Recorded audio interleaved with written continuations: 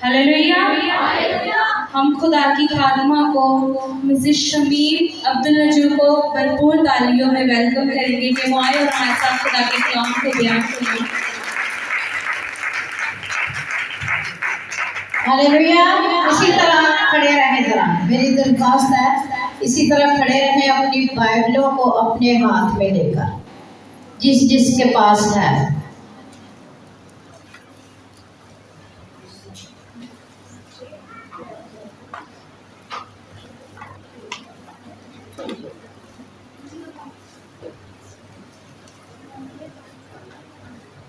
और मेरे साथ एक आयत गाएंगे। आप हाथों में बाइबल पकड़कर, और बाइबल को आपने ऊपर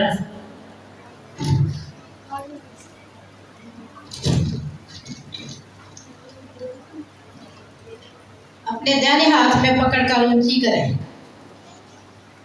कोई बता सकता मैं कौन सा गीत गाने लगी हूँ? हालेलुया। अंजील को फैलाना ये काम हमारा है। अंजील को फैलाना ये सब है। मुंजी का ज़माने में ये नाम प्यारा है। मुंजी के ज़माने में ये नाम प्यारा है। कंधों पे सलीबे हो, सब कंधों पे सलीबे हो, अंजीर हाथों में, कंधों पे सलीबे हो, अंजीर हाथों में, दुनिया को बता देंगे, दुनिया को बता देंगे ये नाम प्यारा है। अंजीर को फैलाना ये काम हमारा है। हालेलुया। किस किस का काम है? हमारा सबका। तो आए हम कलाम मुकद्दस को खोलेंगे। सब तशरीफ रखें।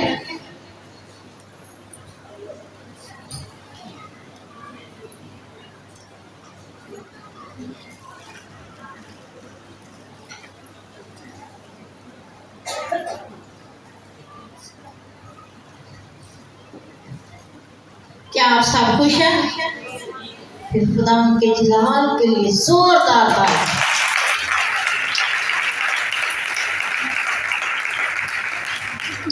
आए हम खुदा के जिंदा कलाम मुकद्दस में से देखेंगे ज़बूर 88 और उसकी 8 आयत। कलाम मुकद्दस में यूँ लिखा है, क्योंकि वो अपने लोगों और अपने मकसदों से सलामती की बातें करेगा। अब खुदावंद क्या करने को है? अपने मुकद्दसों से, अपने लोगों से सलामती की बातें करने को है। तो हम सब तैयार हैं?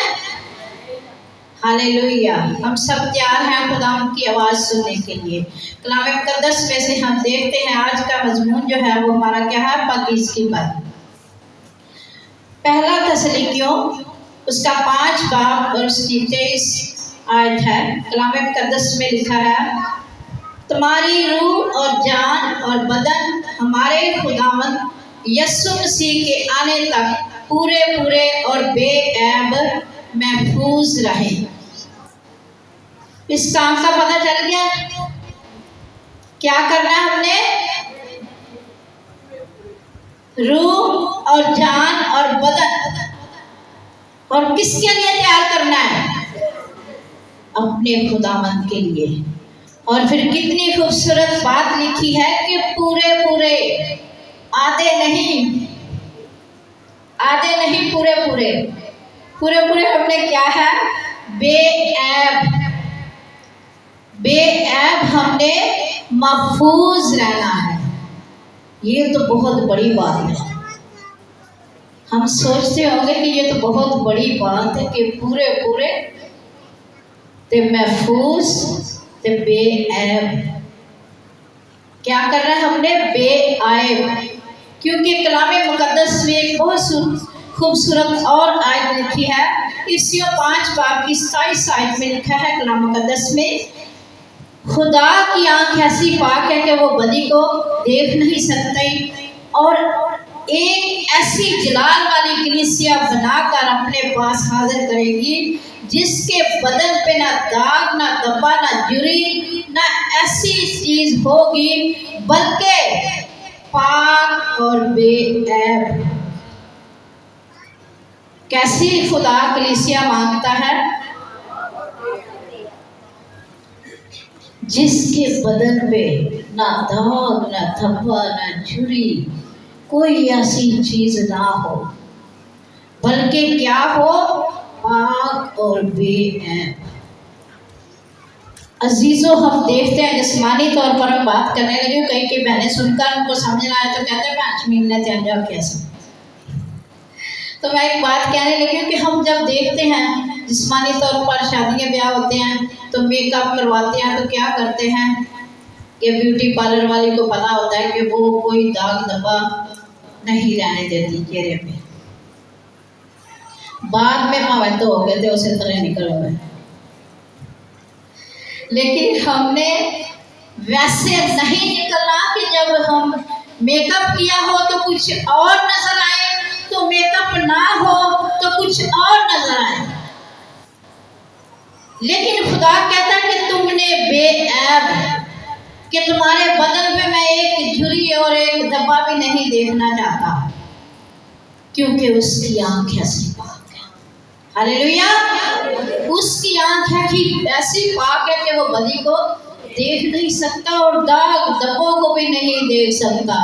हम ऐसा ना कहें कि हम ये काम कर रहे हैं इससे कुछ नहीं हो जाएगा, कोई बात नहीं। हमें क्या करने की जरूरत है? पूरे पूरे हमें महफूज रहने की जरूरत है, ताकि खुदा को पसंद आए। वो अपनी दुल्हन को कैसे मांगता है? कैसी चाहता है? जिसके बदन पे ना दाग, ना धब्बा, ना झुर्री हो। जिसके बदन पे ना दाग, ना धब्बा, ना झुर्री हो, ऐसा हमने मेकअप करना है।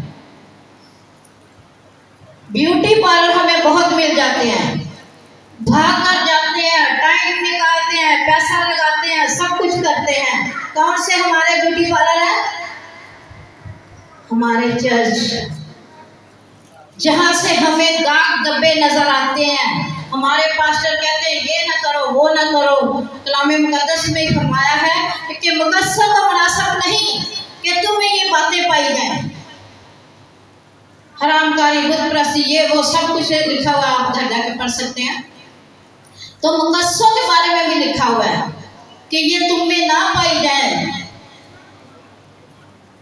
तो खुदा के हम जब भी किसी भी इबादत में जाते हैं, किसी क्रूसड में जाते हैं, किसी सेमिनार में जाते हैं, वहां से हमें नई नई करीमें मिलती हैं अपने दाग धब्बे दूर करने के लिए। ऐसा है कि नहीं है? ऐसा मिलती है। कहीं से हमें पास्टर साहब से ये मिल जाएगा कि हमने तो किसी की बेईमानी नहीं करना, हमने चोरी नहीं करनी, हमने खून नहीं करना, हमने किसी की झूठी गवाही नहीं देनी, हमने चुगली नहीं करनी। ऐसी क्रीमें हमें मिलती हैं। वो लगाएं या ना लगाएं, वो हमारे अपने अख्तियार में है, लगाएं या ना लगाएं। अगर लगा लेंगे तो हमारे बदन पे ना दाग, ना धब्बा, ना झुर्री होगी। Hallelujah, hallelujah. फिर हम कलाम मुकद्दस में देखते हैं इफ्सियों 5 बाब में कि कलाम मुकद्दस में हम देखते हैं कि यीशु के खून के वसीला से हम मुकद्दस और पाक और अलग किए गए हैं। किसके खून के वसीला से? यीशु के खून के वसीला से हम पाक और अलग किए गए हैं। हालेलुया। कितनी खूबसूरत बात है कि हम यीशु के लहू से पाक और बेऐब हुए। और ऐसे ही खुदा चाहता है कि तुम पाक और बेऐब रहो, तुम्हारे बदन पे ना दाग ना धब्बा ना धूल हो। ठीक है। और कलाम मुकद्दस में फिर हम पढ़ते हैं पतरस पहला बाब और उसकी 15 आयत में कलाम मुकद्दस में यूं लिखा है, बल्कि जिस तरह तुम्हारा बुलाने वाला पाक है इसी तरह तुम भी अपने सारे चाल चलन में पाक बनो, क्योंकि लिखा है कि पाक हूँ इसलिए कि तुम भी पाक बनो। खुदा हमें यही चाहता है कि हम पाक बने, क्योंकि हमारा बुलाने वाला पाक है, हमारा खुदा पाक है। और फिर वो हमें क्या कहता है खुदा, कि वैसा ही मजाज रखो जैसा मसीह यीशु का भी था। हम कैसा रखते हैं? हमने अपने तो पास्टरों की मजाज भी नहीं ली। पास्टर तो बर्दाश्त करते हैं, अगर कलीसिया में हमें कोई कह दे तो कोई बात तो हम बर्दाश्त नहीं करते। तो हमने यीशु मसीह के तो अभी नक्शे कदम पर चलना है। ये कलाम में लिखा है कि वैसा मजाज रखो जैसा मसीह यीशु का भी था। हम देखें कि हम कैसा मजाज रखते हैं। हम उसके बेटे बनने का हक रखते हैं। कैसे रखते हैं? कि खुदा ने हमें हक दिया है कि तुम अब्बा यानी आए बाप कहकर पुकार सकते हो। ये हक तो हम जल्दी से ले लेते हैं। ऐसा जवाब देना मुझे पता चलता है कि आप सुन रहे हैं। Hallelujah, hallelujah. क्योंकि आपको पता है मैं इतना नहीं बोलती, मैं उतना ही बोलती हूँ कि जितना हमारे अंदर बैठते। हालेलुया। तो हम बहुत सी बातें सीखते हैं और इस पर हम अमल करें कि हमारा बुलाने वाला पाक है और हमने भी पाक, हमें भी वो देखना चाहता है। हालेलुया। और फिर कलाम में लिखा है, मुबारक है वो जो पाक दिल है, क्योंकि वो खुदा को देखेंगे। हमने पाक बनना तो फिर खुदा को देखेंगे। अगर न पाक रहेंगे तो कलाम मुकद्दस में लिखा कि मेरी आंख ऐसी पाक है कि वो बदी को देख नहीं सकती। और फिर हम देखते हैं एक बहुत बड़ी बात को देखते हैं कलाम मुकद्दस में कि मसीह यीशु के ऊपर जब हमारे बोझ उसके ऊपर थे तो क्या हुआ था? उसके बाप ने उसकी तरफ से अपनी आंख को फेर लिया। ऐसा है तो हमें छोड़ेगा? हमें छोड़ेगा? Hallelujah, hallelujah. हम भी ऐसा करें कि हमारा खुदा बदी को देख नहीं सकता। खुदा के कलाम मुकद्दस में हम देखते हैं दाऊद नबी भी फरमाता है कि बदी मेरे दिल में जे होवे जरा ते कदी भी ना मेरी सुनेगा। तो आप देखें कि अगर हमारे अंदर जरा, हम देख तो भी सकते, इतनी सी आंखें भी इतनी तेज नहीं कि हम देख सकें एक जर्रा को भी। मेरे साथ मुझफिक होते हैं, हम जर्रा को देख नहीं सकते। तो इतना भी गुनाह हमारी जिंदगी में होगा तो खुदा हमारी नहीं सुनेगा। हालेलुया। हमें पाक और बेऐब और खुदा में महफूज रहना, क्योंकि वही खुदा को देखेगा जो पाक। मुबारक है वो मुबारक भी होगा और पाक भी होगा। और फिर वो क्या है? खुदा को देखेगा, फिर हम खुदा को देख सकते हैं। वरना ये नहीं कि हम लंबी लंबी दुआएं कर लें, लंबे लंबे पैगाम सुना लें और खुदा से कहें कि खुदा हमारी सुनता है और अपने अंदर को साफ और पाक ना करें।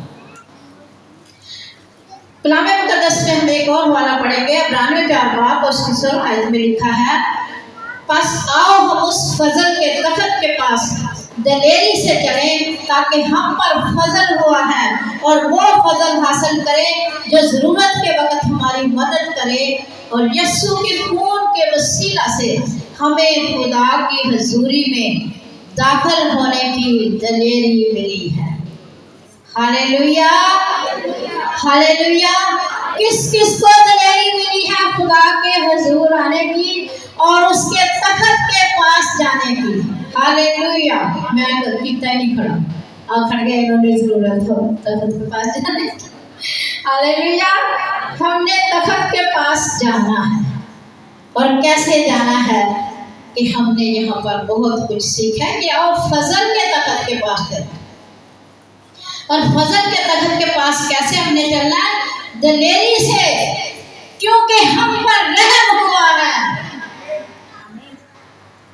क्योंकि हमारे यीशु ने हमें अपना कीमती खून देकर खरीद लिया है। और जो कोई चीज खरीदी जाती है वो कोई छीन नहीं सकता, ना किसी को हम देते ही हैं। हम कहते हैं हमने तो ये चीज खरीदी हुई है, अगर गुम हो जाती है तो भी हम उसे ढूंढते हैं। तो इसी तरह हमारा मसीह यीशु भी जो है, उसने हमारी खातिर अपना खून दिया है और हमें खरीद लिया है, हमें खरीद लिया है। मैं कई दफा एक पंजाबी में मिसाल कहती हूँ कि अगर किसी से हम 100 रुपया लगा लो खजाना लेते हैं, तो वो उसी को वैसे ही वापस करते हैं 100 रुपये। उसकी जगह पर हम घर में से कोई ऐसी चीज नहीं देते कि मेरे पास ये पैसे नहीं है तो आप ये चीज रख लें। ऐसा होता है? 100 रुपये की जगह पर आप कोई और चीज उसे दे दें तो उसका हदार आपसे उतर जाएगा। उसने क्या कहा, मैंने 100 रुपया दिया और 100 रुपया मुझे वापस करो, मुझे कोई चीज किसी की जरूरत नहीं। तो मैं कहती हूँ कि हम खुशकिस्मत हैं कि जिनको खुदा ने अपने बेटे का कीमती खून देकर खरीद लिया है, और उसने ये नहीं कहा कि इसने जान दी है तो ये मेरा बेटा बना, आपने भी जान देनी है तो फिर मेरा बेटा बना। जान मांगी है, सिर्फ कहता है कि मेरी राहों पर चलो, मेरे हुक्मों को मानो। आसान आसान काम हमें दिए हैं, वो भी हम मुश्किल से करते हैं कि खुदा कहता अपनी सारी जान, अपनी सारी ताकत, अपनी सारे ऐसे चीज़ें कलाम मुक़द्दस में आप सब पढ़ते हैं कि हमें खुदा कहता है रूह और जान और बदन से क्या करो, महफूज रहो और अपने आप को पाक रखो और पकीज़गी में रहो। जब पाक है वो ही खुदा को देखेगा। फिर कलाम मुक़द्दस में लिखा हुआ है, मेरे कलाम मुक़द्दस में अगर हवाला निकालना चाहते हैं तो निकाल सकते हैं। मुकाशफा 3 बाब और उसकी 4 आयत में कलाम मुक़द्दस में लिखा हुआ, बहुत खूबसूरत आयत है, आपने गौर से सुननी है।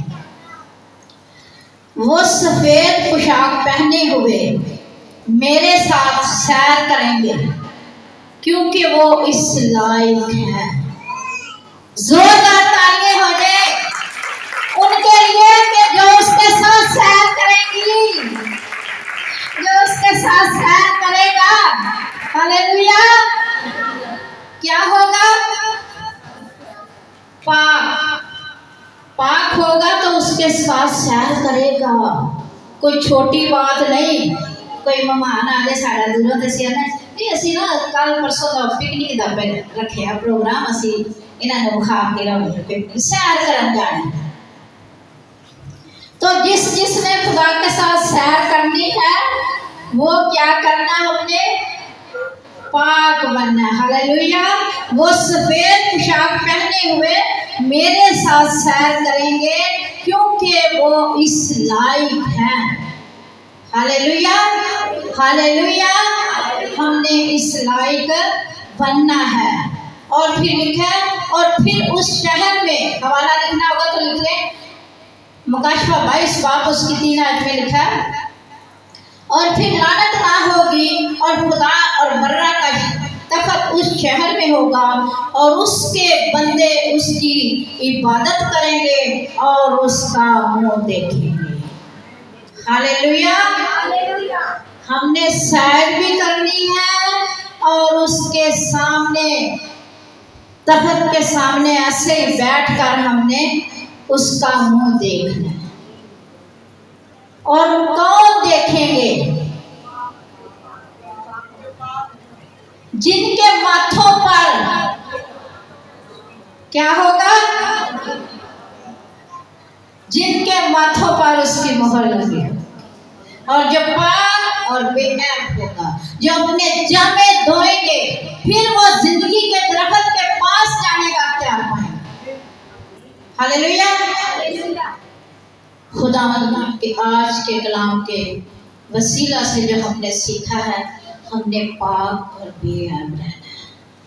और हम ये भी देखते हैं कि जो पाक है वही खुदा को देखेगा, वरना जितना मर्जी हम खुदा के लिए अपनी जान दे दें, सब कुछ दे दें, अगर पाकीज़गी नहीं हमें होगी तो हम खुदा को नहीं देख सकते और खुदा हमारे साथ नहीं चल सकता। जो उसके हुक्म हैं हम उनको अपनी ज़िंदगी में देंगे तो फिर हम उसके साथ सैर करेंगे। अभी अभी हवा चोट जाना है, हवा चोट जाना किने किने उठना है? हवा चोट जाना है। वो किवें उठना जे? भरे उठना जे जो खाली उठना जे? हालेलुया। पाक साफ होकर उठना है, फिर सौखा उठा जाएगा। अगर असी बदिया ना लगे पावांगे जो भरे होवांगे तो असी उड़े ही नहीं जाना साडे कोल। हालेलुया। फिर एक और भी गीत है कि हवा दी टोले विच बदलां दे तख्त ते बैठ के यीशु जी दुआ बेटा ते हवा ओदी टोले विच सानू लेके जावेगा। ये भी गीत है ना, तो मुझे सही आ गया। तो हम सब ने अगर ऐसा करना है तो हमने पाक और बेऐब होना है, खाली होना है कि खुदावंद मैं तो खाली हाँ, मैनू ते लै जा, मेरा तो कोई वजन नहीं, मैं कुछ नहीं। हालेलुया। अगर हमने अपने ऊपर बोझ लादा होगा, ऊपर नहीं तो दिल पे तो लादा ही है ना। तो मेरी दरख्वास्त है कि आप खुदावंद में चलें और दूसरी रूहों को भी बचाएं, खुद भी बचें और दूसरों को भी बचाएं। जैसे अभी अभी पहले हमने ये आयत गाई है कि अंजील को फैलाना ये काम आप कहें कि हमारा है। आप सब कहें अपने दिलों पर हाथ रख के हमारा है। क्यों ऐसा है? मैं बोल रही हूँ कि शादी आज़म ने हम पढ़ते हैं कि वहाँ पर लिखा है कि जाओ सारी दुनिया में जाओ। असी तो कहते एक दूसरे के घर भी जाना पसंद नहीं करते और रहते पर आए थे इस्लाम दुआ लैके नहीं रहते। तो अंजील को फैलाना क्या है? ये काम हमारा है। और कंधों पे सलीबे हों तो अंजील क्या हो? हाथों में। आज कहाँ अंजील है? अंजील कहाँ है? किसी को पता?